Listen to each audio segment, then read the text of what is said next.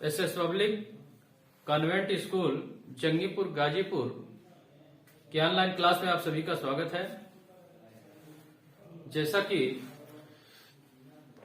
उत्तर प्रदेश सरकार के निर्देशानुसार इस समय विद्यालय की छुट्टी चल रही है, इसको देखते हुए ऑनलाइन क्लास शुरू किया गया है और कक्षा 10 जीव विज्ञान बायोलॉजी में हम पढ़ेंगे आनुवंशिकी पदार्थ, हेरिडिटरी मटेरियल्स। कह रहे कि यह आनुवंशिक पदार्थ क्या होता है। यह आनुवंशिक पदार्थ वह पदार्थ होता है जो पीढ़ी दर पीढ़ी पेरेंट्स के जो लक्षण होते हैं वह अगली संतानों में, अगली पीढ़ी में पहुंचाने का काम करता है। आनुवंशिक पदार्थ डीएनए को कहते हैं। डीएनए को आनुवंशिक पदार्थ कहा जाता है और यह आनुवंशिक पदार्थ प्रोकैरियोटिक कोशिकाओं में गुणसूत्र में और वह गुणसूत्र कोशिका द्रव्य में होता है, साइटोप्लाज्म में होता है। लेकिन यूकैरियोटिक कोशिकाओं में यह डीएनए प्रोटीन अणुओं के साथ मिलकर, यानी कि कहेंगे कि डीएनए अणु प्रोटीन्स के साथ मिलकर गुणसूत्र का निर्माण करता है और वह गुणसूत्र केंद्रक में स्थित होता है। और गुणसूत्र क्या होता है? आनुवंशिक गुणों का वाहक होता है।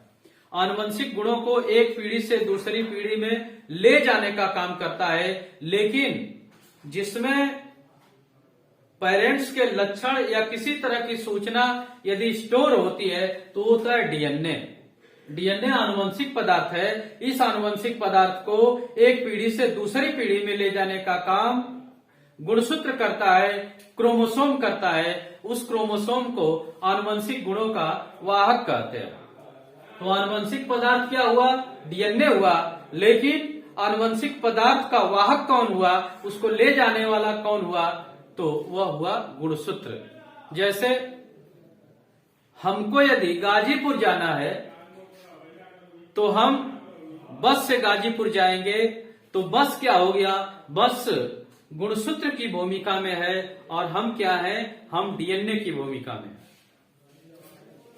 तो इस तरह से गुणसूत्र क्या होता है कि आनुवंशिक पदार्थ का वाहक होता है, एक पीढ़ी से दूसरी पीढ़ी में ले जाने का काम करता है। और यह गुणसूत्र यूकैरियोटिक कोशिकाओं में केंद्रक में, प्रोकैरियोटिक कोशिकाओं में साइटोप्लाज्म यानी कि कोशिका द्रव्य में पाया जाता है। हम देखेंगे कि जैसा कि आप जानते हैं, ये आनुवंशिकी के जनक कौन है? तो आनुवंशिकी के जनक ग्रेगर जॉन मेंडल है। और ग्रेगर जॉन मेंडल का सन 1900 में इनके सिद्धांतों की पुनः खोज के बाद 3 वैज्ञानिकों ने इनके सिद्धांत को खोजा था। इनके सिद्धांतों के खोज के बाद एक वैज्ञानिक आते हैं वाल्टन एन सटन 1900 में पुनः ग्रेगर जॉन मेंडल के आनुवंशिकी नियमों की खोज होने के बाद, उस सिद्धांत की खोज होने के बाद वाल्टन सटन ने आनुवंशिकी का गुणसूत्र सिद्धांत यानी कि आनुवंशिकी का गुणसूत्री सिद्धांत दिया था। ठीक ना? हेरिडिटरी थियरी ऑफ क्रोमोसोम यानी कि आनुवंशिकी का गुणसूत्र सिद्धांत उसने दिया था। कौन? वाल्टन ए सटन नामक वैज्ञानिक। इस सिद्धांत के अनुसार बताया जाता है कि सभी जीवों में प्रत्येक लक्षण के लिए कम से कम एक जीन या कारक अवश्य होते हैं। एक जीन या कारक क्यों? क्योंकि ग्रेगर जॉन मेंडल ने इस जीन को कारक कहा था और बाद में जोहानसन ने इसको कहा ये कारक नहीं, ये जीन होता है। ठीक ना? तो कह रहा है कि सभी जीवों में प्रत्येक लक्षण के लिए, यानी कि एक लक्षण, हम आपको बताए हैं कि एक लक्षण को प्रदर्शित करने के लिए जीन होते हैं और जोड़ों के रूप में होते हैं। जीन कैसे होते हैं? जोड़ों के रूप में होते हैं और कम से कम एक जीन या कारक अवश्य होते हैं। वह जीन हमेशा जोड़ों के आनुवंशिक लक्षणों के जीन गुणसूत्रों पर पंक्तिबद्ध होते हैं और गुणसूत्रों के साथ एक पीढ़ी से दूसरी पीढ़ी में वंशागत होते हैं। इस तरह का यदि गुणसूत्र है, ये गुणसूत्र है,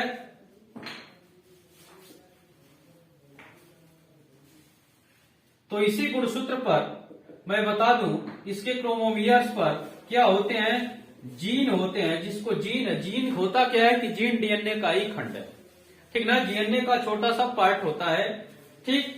तो जीन क्या है, वह डीएनए ही है, लेकिन कहाँ उपस्थित होता है, गुणसूत्रों पर होता है। और यह गुणसूत्र एक पीढ़ी से दूसरी पीढ़ी में पहुंचते हैं, किसको लेकर, इन्हीं जीनों को लेकर। और इस जीन में माता पिता के जो भी कैरेक्टर होते हैं, लक्षण होते हैं, वो कोडोन के रूप में कैद होकर एक पीढ़ी से दूसरी पीढ़ी में वंशागत होते रहते हैं। और इसी के कारण संतानें अपने माता पिता की जैसी होती है, अपने माता पिता के कैरेक्टर के जैसी होती है, उसके माता पिता के कैरेक्टर जैसे होते हैं, उसी कैरेक्टर को लेकर वो संतान पैदा होती है। आगे बहुकोशिकीय जीवों में जनन कोशिकाओं के माध्यम से विभिन्न पीढ़ियों में जैविक संबंध स्थापित होता है। इसका अर्थ है कि आनुवंशिक लक्षणों के जीन जनन कोशिकाओं या युग्मकों द्वारा ये दूसरी पीढ़ी के जीवों में पहुंचते हैं। जनन कोशिकाओं, जो जनन कोशिका होती है, उसके जो जीन, उसमें गुणसूत्र जो होते हैं, क्योंकि जनन में जनन कोशिका ही भाग लेती है, और उसमें जो युग्मक होते हैं, नर युग्मक, मादा युग्मक, उसके गुणसूत्र पर जो जीन होते हैं वह लक्षण लेकर अगली पीढ़ी में जाते हैं। आगे, किसी जीव के लक्षणों में शुक्राणु अंडाणु दोनों ही का बराबर का योगदान होता है। यदि एक लिंगी प्राणी है तो शुक्राणु, मादा, मेल और फीमेल अलग होती है। मेल में शुक्राणु और फीमेल में अंडाणु बनते हैं, और ये मेल फीमेल का जो शुक्राणु और अंडाणु होता है, ये एक युग्मक होता है। और इसमें क्या होता है कि इसमें गुणसूत्र होता है, और इस गुणसूत्र पर जो जीन होता है उसमें लक्षण होते हैं।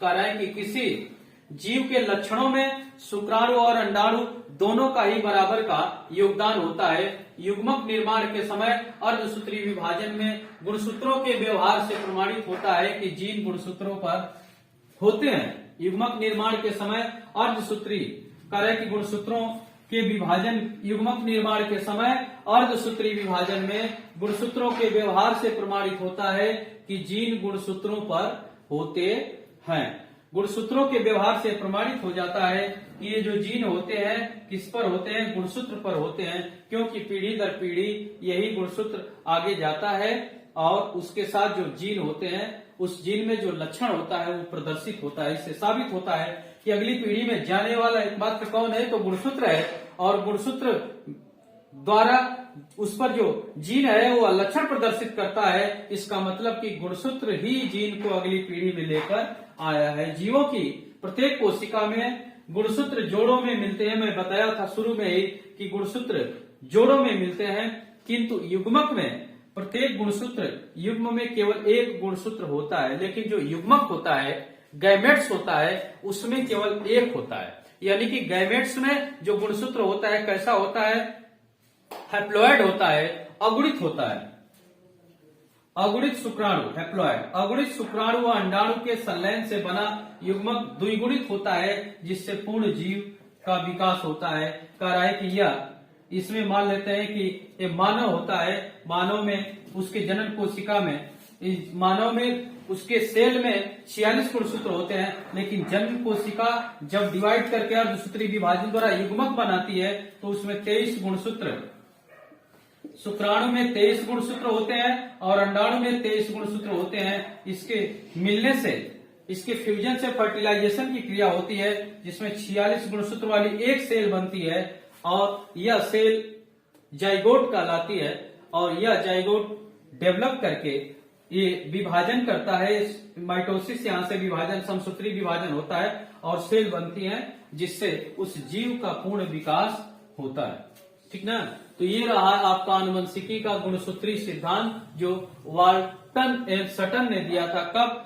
1900 में ग्रेगर जॉन मेंडल की आनुवंशिकता की पुनः खोज होने के बाद। आज के वीडियो में बस इतना ही। धन्यवाद।